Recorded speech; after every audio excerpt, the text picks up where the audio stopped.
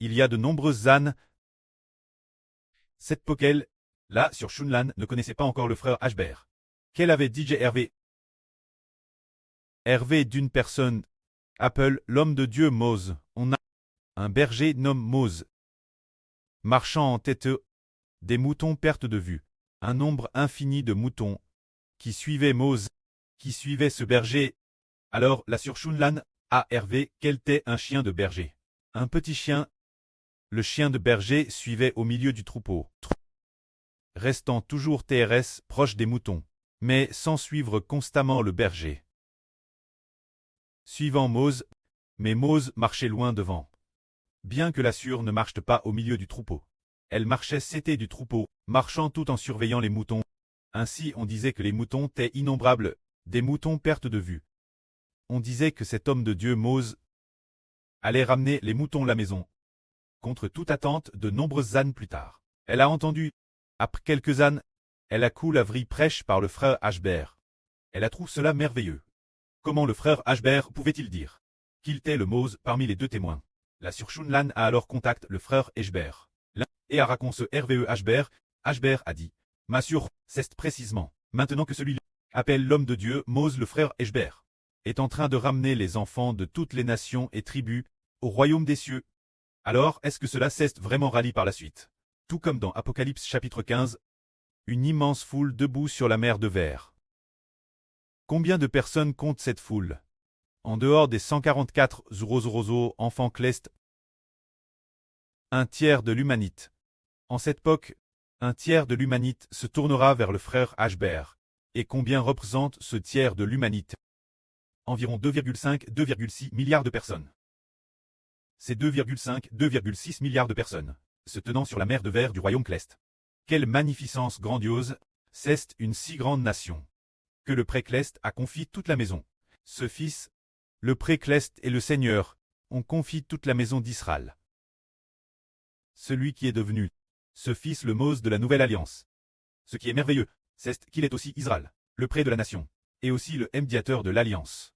Alors pourquoi les vainqueurs doivent-ils chanter le cantique de Mose, le serviteur de Dieu, et le cantique de l'agneau? Pour quelle raison? Parce que ces personnes innombrables ont vaincu, guéarcé au sang du Mose de la nouvelle alliance et au sang de l'agneau. Qui les ont rachés? Le sang de l'agneau a arraché les enfants clestes.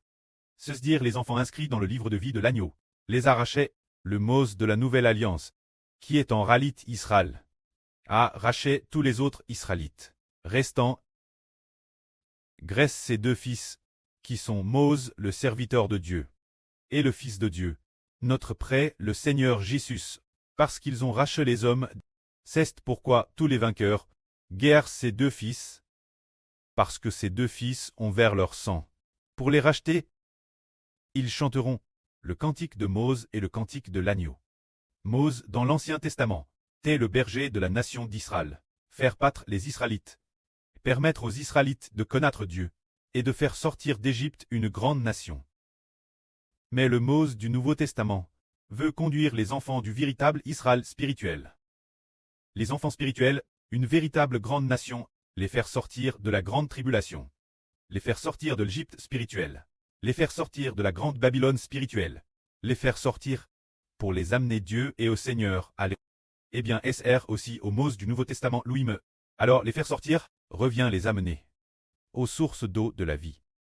Venir aux sources d'eau de la vie, pour qu'ils reçoivent l'Esprit de vie et le Saint-Esprit.